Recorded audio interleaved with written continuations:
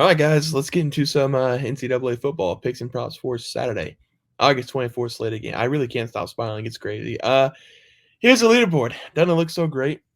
It looks fresh. It looks brand new, and it's brand new, and I can't wait for it. However, this is not going to be a normal breakdown, and it's really a shame that I'm not at my home base so I can break these games down a little bit more. But these are pre-recorded. These lines were on Thursday night, and that's what I'm going to go off of for the Saturday games. I'd love to sit here and talk to you guys for 20 plus minutes about some of these games, but this video will be a little bit shorter than my normal breakdowns that you're going to be seeing in the entire college football season. So for the next week and week one for college football, my advice for you in these games is to not bet them. This is preseason kind of week for myself and for you guys trying to get ourselves back into football shape. We have nothing to go off of, no stats this week. It is week 0 and in week 1. So really what you should do is wait a week, learn some statistic, watch some games, and then place your wagers, because I'll be honest, I still don't know where a lot of players went this season. It takes a week to figure out where everybody went, to figure out what teams you're going to like this season. We have to watch the games. If somebody out there is telling you that they know exactly what's going to happen in week 0 and in week 1, they're just lying to you. So I'm going to be making my best guess with these games off of what I've heard until we have the eyeball test, which I think is the most important test in college football. I understand we've waited the entire year, it feels like, to get some of these games off. So if you want to bet, go for it. For myself, my advice is just hear it out. If you like to play, take it. If not, don't take it. Again, this is going to be a shorter breakdown because I'm in Colorado currently. But next week, I'll go more into these games more in detail. For the first game, though, we're going to be looking at Florida State going up against Georgia Tech. Florida State is the favorite in this one. They should be. They're minus 10.5. They were a really good team last season. I don't know if they're going to be the same team this season as last season, but I do think that defense is going to be really good still. They had a lot of guys leave going to the pros, but they filled those spots in pretty well. We also have a new quarterback for Florida State. It's going to be DJU. I'm not going to try to pronounce his last name. Nobody should.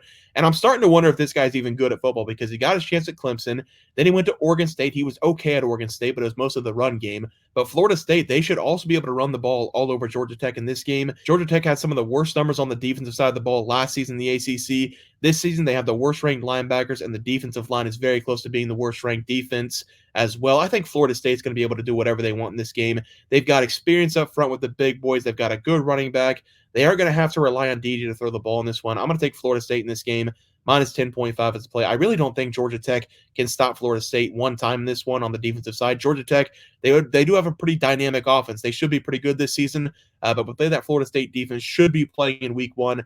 I don't think they stand a chance. Final score, 38-20. I'm going to take Florida State here, minus 10.5 as a play. One of my player props today, I'm going to take Haynes King, though, of Georgia Tech. He's going to score a touchdown, plus 126 is the play. He was pretty good last season for Georgia Tech. He's a scrambling quarterback. He kind of reminds me of Johnny Manziel. Now, keep in mind, whenever I say he reminds me of Johnny Manziel, I'm not comparing him to one of the best college football players of all time.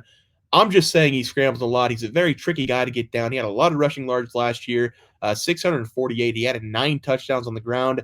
That Florida State defense is going to be tricky for Georgia Tech. I do think, though, he's going to be able to score a scrambling touchdown in this game. It's plus 126, anytime touchdown for him. So I like the play there as one of the player props. Let's move on, though, to the next game. I stayed away from the New Mexico State game because Diego Pavia broke my heart and left. So we're not going to be breaking down that game. We are going to be looking at SMU going up against Nevada. And everything that I'm reading about SMU is that they're going to be the exact same thing they were last season. We have the quarterback, Preston Stone, back. He was injured last season, but before he went down, he was really good for the Mustangs.